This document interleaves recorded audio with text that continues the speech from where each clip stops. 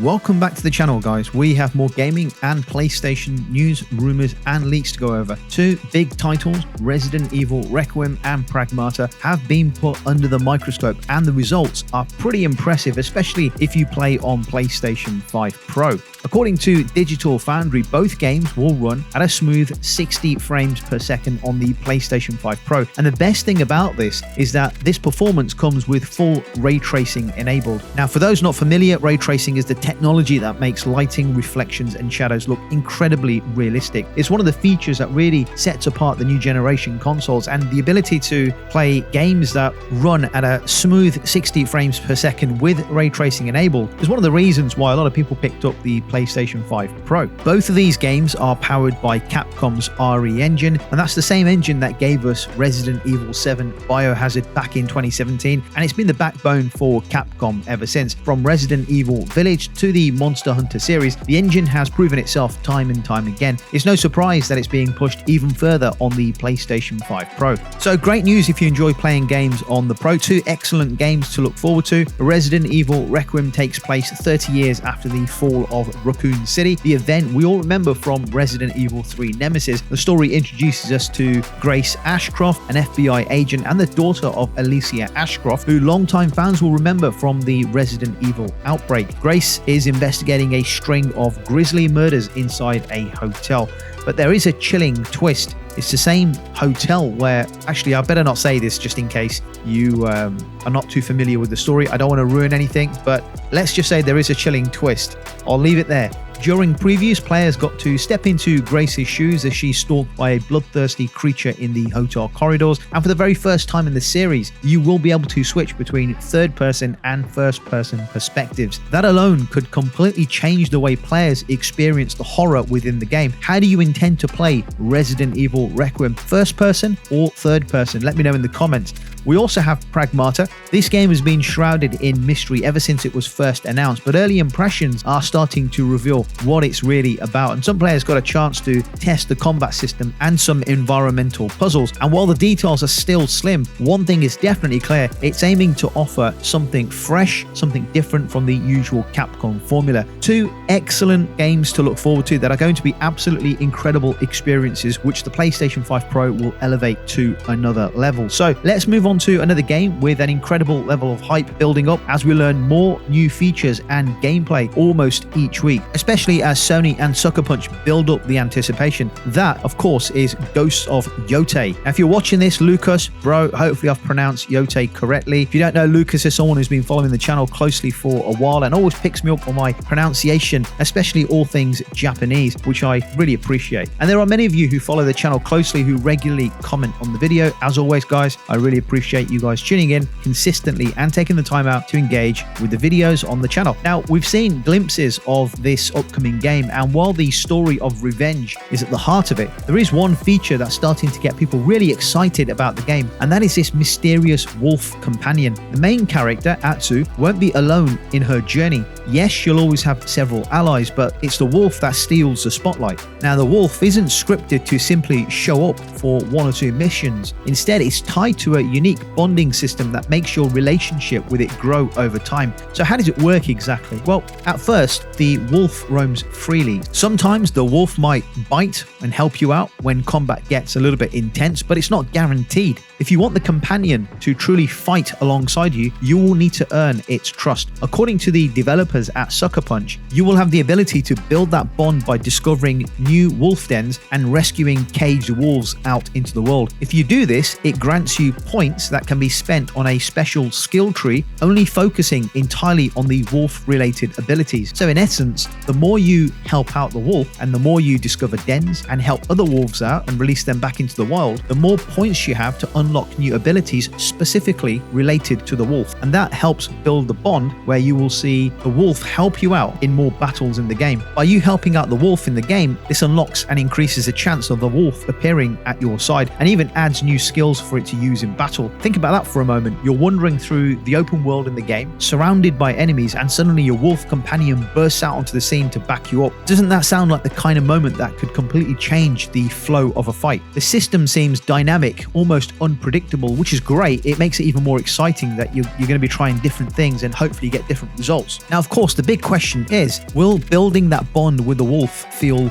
rewarding, or will it just feel like a grind? That's something we'll have to wait and see. I really hope it feels meaningful and rewarding. Does anyone remember the old Tamagotchi pets? I remember them, and you had to look after them, feed them, care for them, or else they'd fade away.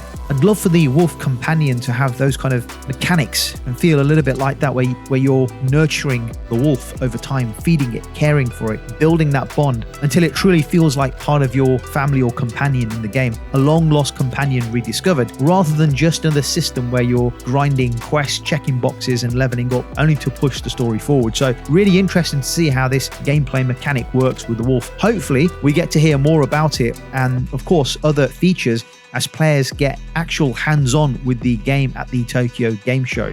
But let me know your thoughts on this, and let's move on. Call of Duty has been around for over 2 decades. It's one of the biggest names in gaming history. But lately, a lot of players and gamers have been asking a tough question. Has Call of Duty lost its identity? This isn't a new debate. It's been around for years, especially as the series leans more into crossover content. And it's even more under the spotlight following the recent Battlefield beta weekends, which I suppose brought it to home how grounded and realistic Battlefield looked compared to the Call of Duty online multiplayer game. So naturally, people are going to be asking the question, how far removed is Call of Duty from where it originally started, from its root? Think about it. We've had matches where soldiers are running around as Rambo, Nicki Minaj and Lionel Messi in Call of Duty. For some fans, it's fun. It adds variety. I get it. But there's games out there called Fortnite. Don't play that. But for others, it makes Call of Duty feel like a less grounded military shooter and more like I said, Fortnite. Activision finally addressed this directly in a blog post to the community. They admitted they've heard the concerns from the community. Players have said the series has drifted too far from what made it a special game in the first place, which was an intense, immersive, grounded experience. And Activision has responded with, "We hear you." So what's actually going to change, you might be asking? Well, for starters, content from Black Ops 6, things like operators, skins, and weapons will not carry forward into Black Ops 7. And that's a massive change. Usually content moves forward from one entry to the next, but Activision has said that this decision was made because Black Ops 7 needs to feel authentic. It needs to stand on its own. It's interesting they say that, because it is interesting. The goal, according to Treyarch and Raven, is to make Black Ops 7 a kind of spiritual successor to Black Ops 2. And if you've been playing Call of Duty for a while, you'll know that Black Ops 2 is often considered one of the best games, one of the best Call of Duty games in the entire franchise. It had memorable characters, branching storylines, and a multiplayer game that's still praised to the day. So the idea of building on that legacy is huge. But Activision is not promising a simple copy of the past. They've said that they want to capture the spirit of Black Ops 2 while also taking big swings to keep things fresh. Now, the question is, will those swings land, or will it feel like just another experiment in a series that's been struggling to balance tradition with trendiness? Because it does feel like they're chasing trends. And an important note regarding the no carryover forward rule, this only applies to Black Ops 7. Warzone, which is basically the franchise's big melting pot, that's not affected. So if you still want to run around dressed as Nicki Minaj or use your Black Ops 6 content, you can find it in Warzone, but you just won't be able to take it over to Black Ops 7. And that then raises another question. If the over-the-top content is still alive and well in Warzone, will Call of Duty's identity crisis really be resolved? Or is it just Activision trying to please two very different audiences at the same time? The truth is, words alone are not going to convince fans who think Call of Duty has lost its way.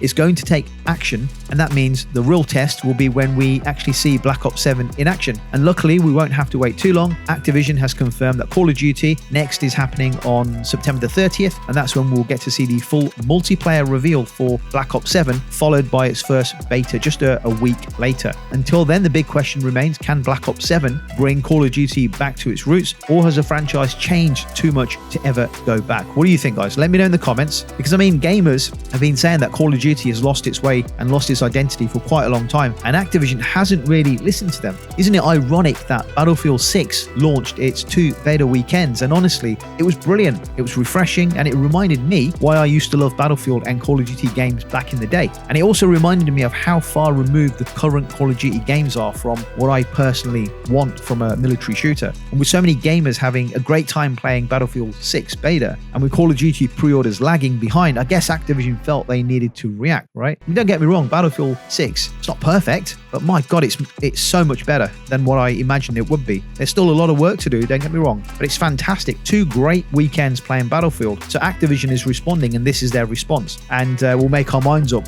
in terms of exactly where it sits. But this just demonstrates here, guys, it just demonstrates the power of competition.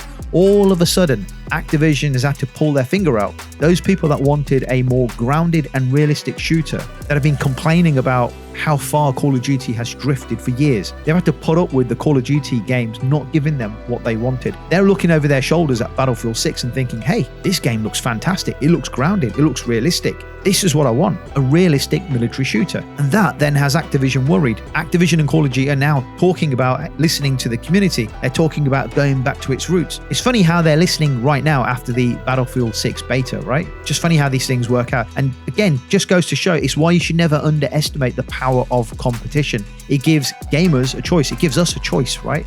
And it makes corporations take notice and fight for our money, our time, and our attention, which is always a good thing for us, isn't it? Let's hope these changes to Call of Duty work, because if they do, we're going to have 2 fantastic games to enjoy this fall. Anyway, let me know your thoughts and let's move on. The remake of Metal Gear Solid Delta Snake Eater has been getting a lot of attention, not just because of the nostalgic factor. 2 of the key producers, Noriaki Okamura and Yuji Kurikado, recently sat down for an interview and gave us some insight into what Konami is thinking for the future of the series. Now, they didn't outright confirm that a brand new Metal Gear is in development, but what they did say is important. The current goal isn't just to remake a classic game, it's to build a new team of younger developers who could eventually carry the series forward. In their own words, they want to give this new generation of creators hands-on experience with what it takes to make a Metal Gear Solid game. That way, when the time comes, these developers are not just following in Hideo Kojima's footsteps,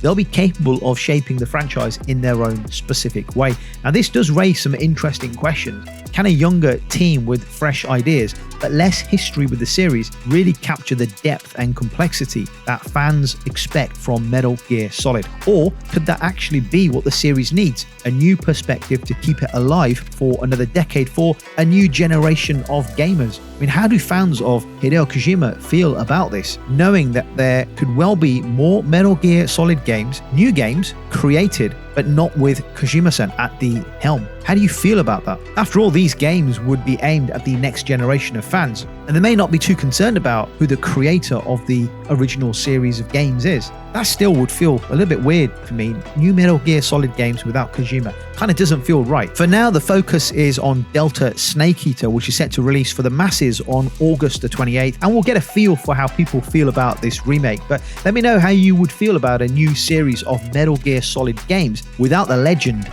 the man Hideo Kojima behind the new set of games. You okay with it, or do you feel it's okay and perhaps it's time for someone else to lead the next set of MGS games? So let's move on and talk about Lost Soul Aside. A brief update on this game, because this one's been in development for what feels like forever, and originally revealed as a solo passion project before growing into something bigger. The game has always looked ambitious, and now we've got confirmation that the game is launching with a massive day one patch, and there's a reason for this. According to the developers, the update would include major performance optimizations, stability improvements, much better visuals, refined audio, and even some last-minute gameplay adjustments, which basically means the version of the game you get on disc or download is going to be vastly different from the final product. The real version will only come alive once you install the patch. And that makes me wonder, right? Why is it so common now for big games to rely on huge updates right at launch? It's almost expected at this point, but for a game like Lost Soul Aside, which has already been delayed and reworked several times over the years, it's another reminder of just how rough the road has been. Hopefully the patch will be enough to smooth out things and that the game lives up to the hype.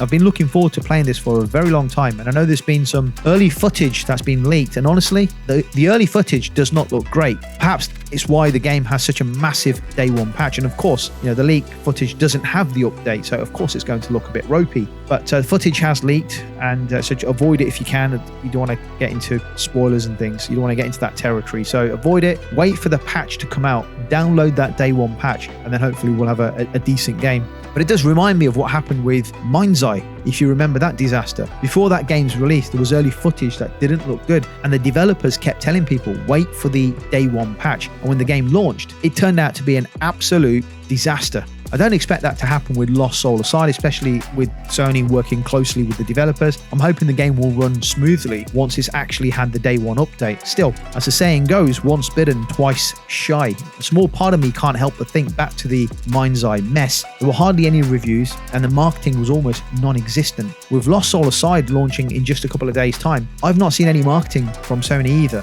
There's been no reviews out yet unless they appear today or tomorrow. Those little things do make me a little bit nervous about a potential rocky launch. So fingers crossed, the day one patch fixes 99.9% of the issues, right? I don't want to be overly doom and gloom about this game. I've been looking forward to it for quite some time. So I guess we'll find out how it goes at the end of the week. But let me know your thoughts on Lost Soul Asylum. Let me know if you have this on pre-order. And let's move on to Ubisoft and Assassin's Creed Mirage, as we have some good news. And the game first released back in October 2023 as a smaller, more focused return to the series' roots. The game was set in 9th century Baghdad. It followed Basim's journey from street thief to assassin. And at the time, Ubisoft made it very clear that Mirage will not be getting any expansions or DLC. But now, 2 years later, that's changed. Ubisoft has officially announced that Assassin's Creed Mirage will be getting free DLC later this year. The new content will feature a fresh story chapter set in 9th century Arabia, along with new missions and gameplay improvements. It's an unexpected move, if I'm honest with you, especially considering how Ubisoft originally said there'll be no extra content which was going to be made for this game. Nothing was planned. And there's also a little bit of a mystery here too, because earlier reports suggested that Savvy Games, a studio backed by Saudi Arabia's public investment fund, was working on additional Mirage content. But Ubisoft hasn't confirmed if this newly announced DLC is connected to that partnership or not. So a little bit strange, a bit mysterious. Either way, players will be getting more out of a game that many thought was completely finished. Good news if you enjoyed Mirage and want another reason to go back and revisit this game. Guys, let me know your thoughts on the articles discussed today. Thank you for watching, and I'll catch you on the next video.